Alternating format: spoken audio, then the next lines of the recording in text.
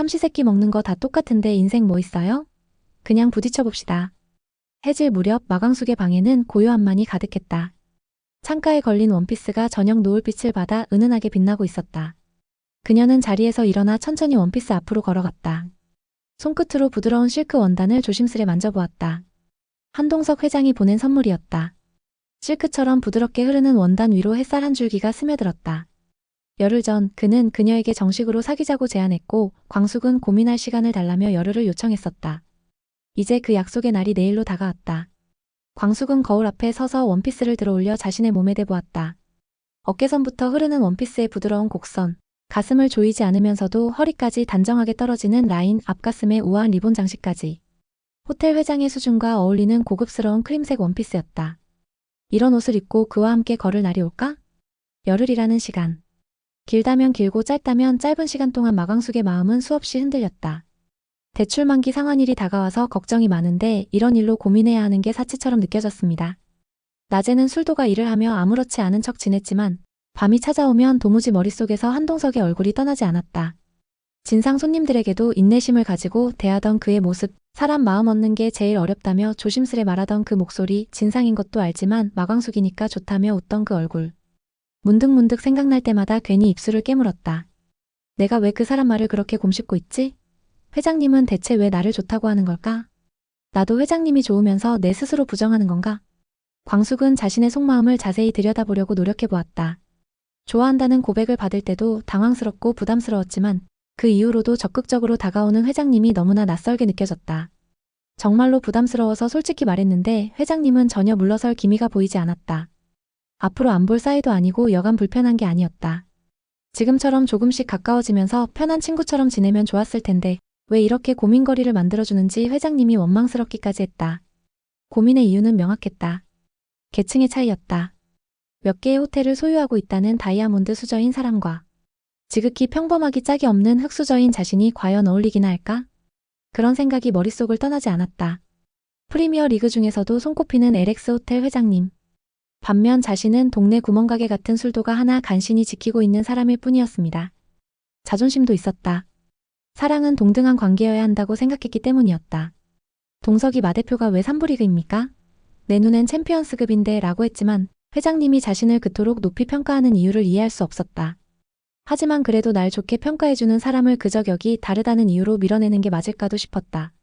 그러면서도 또 마음 한쪽에서는 현실이 발목을 잡았다. 회장님은 명품이 익숙한 사람이고 난 그냥 시장 가방도 편하게 들고 다니는 사람인데 분명 다르긴 다르지. 그러나 또 생각했다. 지난번에 온 문자를 보니 아무리 돈이 많아도 그 사람은 외롭게 혼자 지내는 사람이었다. 커피도 신문도 바둑도 마대표랑 나누고 싶습니다. 레스토랑에서 혼자 밥 먹고 혼자 TV 보다가 혼자 잠드는 그런 생활. 아무리 재벌이라도 별반 행복한 삶을 사는 것 같지 않았다. 그 문자 내용처럼 그 사람과 그 모든 것을 같이 한다면 정말 행복할까? 의문이 들어 점점 혼란스러워졌다. 그러던 어느 날 광숙은 용기를 내어 동석이 보낸 원피스를 꺼내 입어보기로 했다. 거울 앞에서 단추를 하나씩 채우고 있을 때였다. 갑자기 문이 열리며 천수가 들어왔습니다. 형수님, 웬 원피스예요? 너무 아름다우세요. 갑작스러운 방문에 당황한 광숙은 얼굴을 붉혔다. 아니에요. 누가 선물로 준 건데. 내가 이런 거 입을 일이 있겠어요? 한번 입어나 본 건데 당장 벗어야지. 내가 이런 거 입고 뭐 하겠어요. 천수는 형수의 당황한 모습을 보며 미소를 지었다. 형수님, 지난번 호텔에 미팅 갈 때 입으신 옷도 멋있던데요. CEO 느낌이 물씬 나면서 전문 경영인 같았어요. 앞으로 그런 옷 입을 일이 종종 있지 않을까요? 그런가요? 광숙은 동석이 보낸 원피스에서 관심을 돌리려는 듯 화제를 바꿨다. 도련님, 미순 씨는 좀 어때요? 미순은 천수의 첫사랑이었다. 천수는 얼굴에 미소가 번지며 대답했다. 큰 수술이 아니라서 금방 회복됐어요. 그리고 형수님이 말씀하신 대로 용기에서 미순이에게 같이 새 출발해보고 싶다고 고백했어요. 미순이도 같은 마음이었대요. 먼저 말해줘서 고맙다고 하더라고요. 내가 고백하기 은근히 기다렸나 봐요. 그동안 먼 길 돌아왔는데 형수님 덕분에 바로 직진 작전이 성공했다니까요. 고마워요, 형수님. 천수의 밝은 표정이 광숙의 마음을 조금 가볍게 해주었다. 그때 천수가 뜻밖의 말을 던졌다. 그러니까 이번엔 형수님도 용기 내보세요. 도련님, 그게 무슨 말씀이세요? 형수의 분위기를 살피던 천수는 무심한 듯 물었다. 혹시 이 원피스 그 호텔 회장님한테 선물 받은 옷 아니에요? 저번에 형수님 태우러 왔던 그 기사가 커다란 선물 박스 주고 가는 것 같던데요. 어머, 보셨어요? 이를 어쩐대요? 도련님이 오해하시게 생겼네요. 광숙은 당황한 기색이 역력했다. 천수는 장난스러운 미소를 지으며 계속했다. 호텔 회장님이 형수님 좋아하는 것 같던데요. 강수 얘기 들어보니까 그분도 혼자 되신 지 오래됐다면서요. 그렇다면 두 분이 못 만날 이유가 전혀 없잖아요. 도련님, 장수 씨가 간지 얼마나 됐다고 그런 말씀을 하세요. 그분은 장사 납품하는 일 때문에 자주 만나게 되는 거지 저하고는 레벨이 아주 다른 분이에요. 그 회장님도 그렇게 생각하실까요? 그렇지 않을 것 같던데요. 도련님이 그걸 어떻게 알아요? 형수님을 바라보는 그분 눈에서 꿀이 뚝뚝 떨어지는 걸 보면 어떻게 모를 수가 있겠어요? 저같이 눈치 없는 사람도 다 알아볼 수 있던데요. 광숙은 말없이 천수를 바라보았다. 그 눈빛엔 여러 감정이 뒤섞여 있었지만 끝내 뭉클한 미소가 새어나왔다. 그래도 장수 씨가 내려다보고 얼마나 섭섭하겠어요. 장수 씨 간지 얼마나 됐다고요? 천수는 진지한 표정으로 형수를 바라보았다. 형수님이 우리 형 잊지 못하고 마음속에 품고 계시는 거 동생 된 입장으로 고마운 일이에요. 근데요, 장수 형도 분명 형수님 행복하길 진심으로 바랄 거예요. 우리 형이 어떤 사람인지 형수님도 잘 아시잖아요. 형도 형수님 응원할 거예요. 그리고 우리 형제들도 당연히 그럴 거고요. 누구도 반대 안 할 거예요. 감히 누가 형수님 앞길을 막겠어요? 막는 놈 있으면 제가 가만 안 둘 겁니다. 제가 이제 장수형 대신 맏형이잖아요. 천수의 말은 농담 같았지만 진심이 깊게 배어 있었다. 그러니까 형수님도 저한테 해주셨던 말처럼 직진해보세요. 마음이 가는 대로요. 그 회장님에 대해서 잘은 모르겠지만 좋은 분 같던데요. 술도가에도 아주 고마운 분이고요. 우리 강수 첫 사회생활 해주신 분이고 우리 가족들과 아주 인연이 많네요. 그 말에 광숙의 마음 어딘가가 풀어지는 듯했다. 시동생이 마치 남동생처럼 다정하게 내 마음을 헤아려주는 그 순간 얽혀있던 고민의 실타래가 천천히 풀리기 시작하는 것 같았다. 한편 열흘 동안 마광숙의 대답을 기다리며 동석은 매일 달력에 작은 점을 찍었다. 그에게는 하루하루가 긴 시간처럼 느껴졌다. 사업가로서 수많은 중요한 결정을 내려왔지만 이번만큼은 자신의 마음을 다른 이에게 맡기는 느낌이었다. 마침내 약속한 그날이 다가왔다. 아침에 평소보다 일찍 눈을 뜬 동석은 일어나자마자 거울 앞에 섰다. 단정히 빗은 머리는 손바닥으로 매만져 고정했다. 자주 입던 회색 양복을 꺼내 입은 그는 일단 회사로 출근했다. 사무실에서 그는 평소처럼 침착하게 회의를 진행했지만 마음은 이미 오후의 약속을 향해 달려가고 있었다. 약속된 시간이 다가오자 모든 일정을 비서에게 넘기고 자리를 정리했다. 그리고 약속된 장소로 향하기 전 들려야 할 곳이 있었습니다. 며칠 전 주문했던 양복점이었다. 그는 새로 맞춘 슈트를 건네받고 피팅룸에 들어섰다. 짙은 청회색 수트는 은은한 광택을 품고 있었고 그 아래에는 하늘빛 셔츠에 흰색 깃이 달린 클래식한 스타일을 더했다. 넥타이는 수트와 색을 맞춘 절제된 디자인을 골랐다. 모두가 오늘을 위해 준비해둔 것이었다. 차로 향하는 동석의 발걸음은 평소보다 가벼웠다. 트렁크에는 광숙을 위해 골라든 꽃다발이 가지런히 놓여 있었다. 핑크빛 꽃과 연보라색 리시안서스 그리고 흰 장미였다.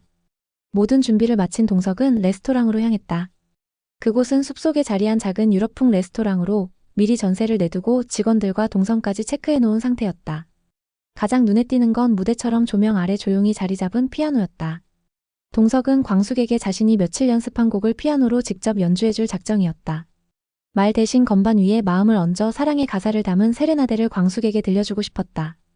그는 광숙이 피아노 앞에 앉은 자신을 보고 살짝 놀라며 미소 짓고 연주가 시작되면 두 손을 모은 채 감격한 눈빛으로 바라보는 모습을 상상해 보았다. 그는 꽃다발을 테이블 중앙에 올려두고 다시 옷매무새를 정리했다. 자신도 모르게 숨을 고르고 주머니에서 손수건을 꺼내 이마를 한번 훔쳤다. 내가 이 나이에 이렇게 설레기는 또 처음이네. 이렇게 중얼거리는데 차량 한 대가 천천히 레스토랑 앞에 멈췄고 조수석 문이 열리며 광숙의 모습이 멀리서 보였다. 자신이 선물한 원피스를 입고 온 것이 보였고 동석은 광숙을 맞이하러 일어났다. 문이 열렸을 때 동석은 가까워지는 광숙의 아름다운 모습을 보며 순간 숨을 삼켰다. 고개를 살짝 들고 조심스럽게 들어오는 광숙을 향해 문 앞에 서 있던 레스토랑 직원들이 허리를 숙이며 인사했고 그녀는 익숙치 않은 환대 속에서도 우아하게 웃으며 한 걸음씩 걸어 들어왔다. 동석은 미소를 감추지 못한 채 조용히 인사를 건넸다. 와줘서 고마워요, 마 대표.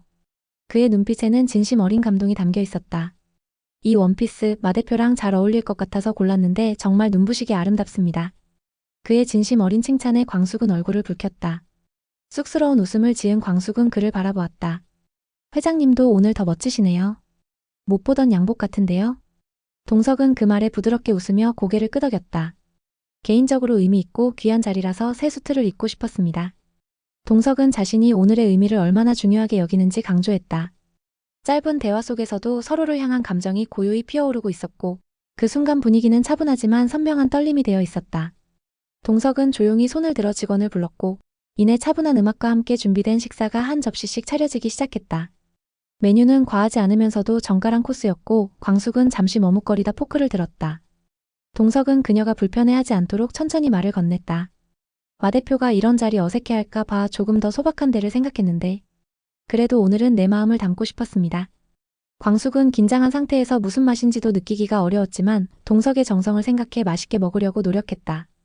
자연스레 이어지는 식사가 마무리되고 디저트와 함께 따뜻한 차가 나왔다. 광숙은 향긋한 허브티에 김이 올라오는 차잔을 두 손으로 감싸주었습니다. 동석은 광숙을 물끄러미 쳐다보며 떨리는 마음으로 말문을 꺼냈다. 열흘 동안 잘 생각해봤어요? 그의 목소리는 평소보다 조금 더 깊게 울렸다. 치열하게 고민한 생각을 들을 시간이군요. 나랑 정식으로 사귀는 거 어때요? 광숙은 조심스럽게 앉은 뒤 잠시 테이블 위에 놓인 꽃다발을 바라보다가 결심한 듯 입을 열었다. 그래요, 회장님. 저 회장님과 사귀고 싶어요. 동석은 깜짝 놀라 자리에서 몸을 살짝 일으켰다. 정말이요? 그럼 허락한 거예요? 이렇게 쉽게 허락할 줄 몰랐는데요. 그러자 광숙은 조용히 손을 들어 덧붙였다. 그런데 회장님 지금은 안 돼요. 동석의 얼굴에서 미소가 천천히 사라졌다. 뭐라고요? 그럼 사귀자는 거예요? 말자는 거예요? 무슨 대답이 그래요? 광숙은 깊게 한숨을 내쉬고 진심을 털어놓기 시작했다. 솔직하게 말씀드리게요. 저도 제 마음을 잘 몰라 많이 힘들었어요. 시간을 내서 계속 생각하다 보니 제 마음이 보이기 시작하더라고요. 그녀는 잠시 말을 멈추고 창밖을 바라보았다. 처음에는 회장님과 제가 너무 다른 세계에 살고 있어 절대 안 된다고 생각했어요. 그렇다고 무조건 거절하는 것도 힘들 것 같고 너무 머리가 아파오더라고요. 회장님 말대로 삼시세끼 먹는 거 다 똑같은데 인생 뭐 있어요. 그냥 부딪혀보자 그렇게 마음 먹으니 마음이 좀 편해지더라고요. 그러나 광숙의 얼굴은 다시 어두워졌다. 그런데 열흘 사이에 술도가의 상황이 완전히 변해버렸어요. 동석은 눈썹을 살짝 치켜 올리며 물었다. 술도가 사정이 어떻게 변했다는 겁니까? 대출 만기 연장이 안 돼서 술도가 넘어가게 생겼는데 그걸 막아보겠다고 시동생들이 한 사람 한 사람씩 자기들 전세금이며 있는 돈 다 털어서 대출금에 보태는 거예요. 그래서 다행히 술도가 문 닫는 걸 막을 수가 있었어요. 그녀는 작게 한숨을 쉬고 말을 이었다. 그런데 방을 뺏어오갈 데 없는 시동생이 찜질방에서 먹고 자고 있다는 얘기까지 듣고 도저히 안 되겠다 싶더라고요. 어서 다들 술도가로 들어오라고 했어요. 그래서 지금 우리 다 같이 한 집에 모여 살게 됐답니다. 광숙의 눈에 미소가 번졌다. 독수리 술도가 남은 형제들이 다시 하나로 모여 완전체가 된 거죠. 다들 술도가 살리려고 그렇게 모인 거예요. 그녀는 동석의 눈을 피하지 않고 바라보며 진심을 꺼냈다.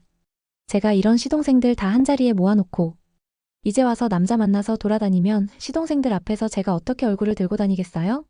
저 마숙은 의리 하나로 사는 여자예요. 시동생들과의 의리를 도저히 저버릴 수가 없네요, 회장님. 그녀는 잠시 말을 멈추고 깊은 숨을 들이마셨다. 그러니까 술도가 정상적으로 일으키고 시동생들 다 독립시키면 그때 사귈게요. 이렇게 말씀드릴 수밖에 없어서 죄송합니다, 회장님. 다 듣고 난 동석은 어처구니가 없었지만 광숙의 마음이 이해가 가지 않는 것은 아니었다. 순간 내가 이렇게 마음이 넓은 남자였나 싶은 생각도 들었다. 그리고 그동안 술도가가 그렇게 어려운 지경에 있을 때 자신에게 말도 못하고 마음 고생했을 광숙이 안타까운 생각도 들었다. 그런 긴급하고 힘겨운 문제를 안고 있는데 자기와 사귀고 싶은 생각이 들 리가 없다는 생각도 들었다. 웬만한 여자 같았으면 벌써 다 내려놓고 자기를 책임져 줄 수 있는 능력 있는 남자에게 기대려 했을 텐데 마광숙이라는 여자는 정말 다르구나 하는 생각도 들었다. 때론 미련하게 보일 정도로 책임과 의리를 삶의 중심에 두고 사는 사람이었다. 동석은 일단 광숙에게 사과를 했다.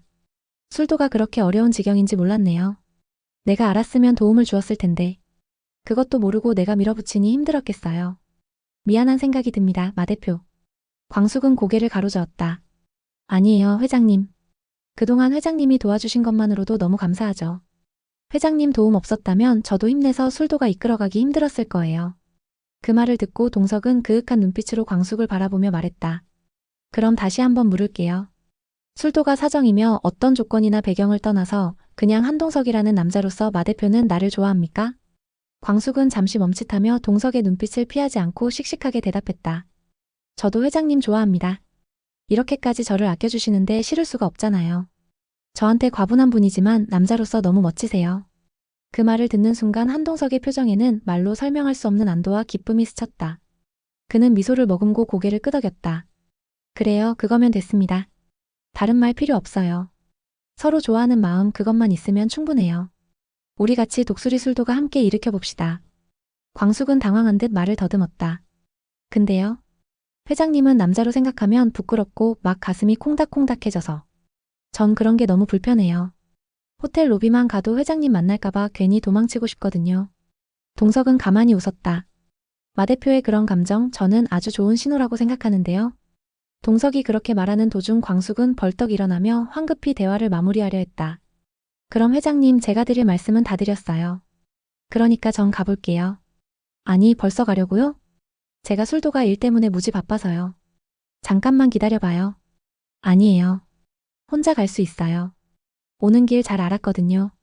오늘 감사했습니다. 그렇게 말하고 광숙은 손에 작은 가방을 들고 레스토랑 문을 열었다.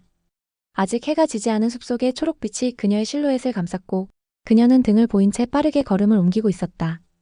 동석도 벌떡 일어나 겉옷을 들쳐입고는 재빨리 광숙을 쫓아나갔다. 마 대표 잠깐만요.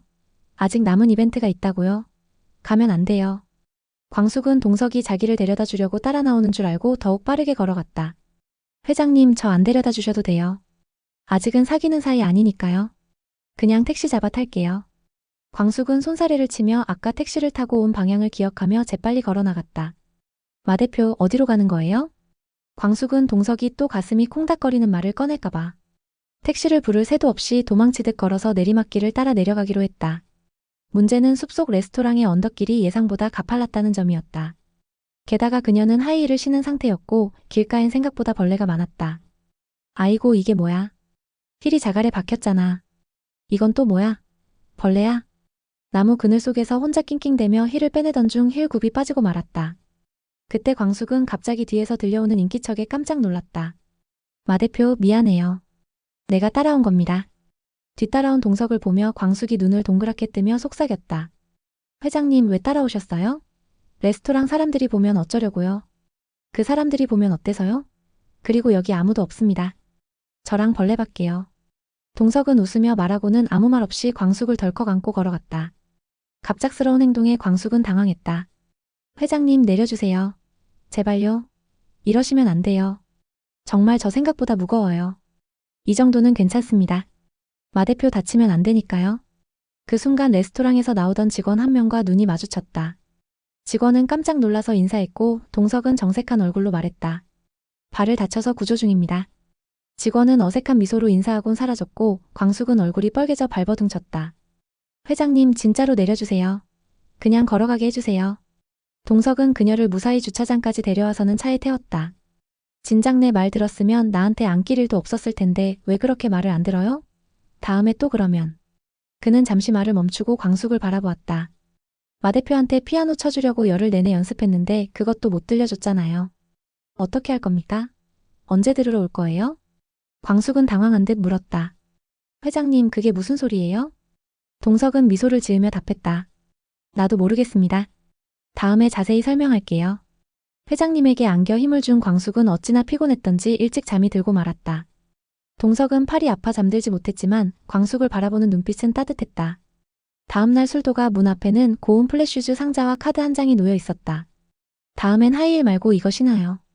오래 걸어도 안 아프고 도망치기도 편하답니다. 이렇게 쓰여진 카드를 읽으며 광숙은 어제의 해프닝이 생각나 웃음이 절로 나왔다. 이제 그녀는 동석의 진심을 완전히 이해했다. 그는 단순히 그녀를 짝사랑하는 남자가 아니라 그녀의 모든 상황과 책임까지도 함께 감당하겠다는 남자였다. 술도가에서 시동생들이 분주히 움직이고 있을 때 광숙은 조용히 창가에 서서 동석이 보낸 카드를 다시 한번 읽었다. 가슴속에서는 이제 더 이상 부정할 수 없는 따뜻한 감정이 피어오르고 있었다. 광숙은 조용히 전화기를 들어 동석에게 문자를 보냈다. 회장님 피아노 연습하셨다면서요? 언제 들을 수 있을까요? 그 순간 그녀의 얼굴엔 오랜만에 진정한 미소가 번졌다.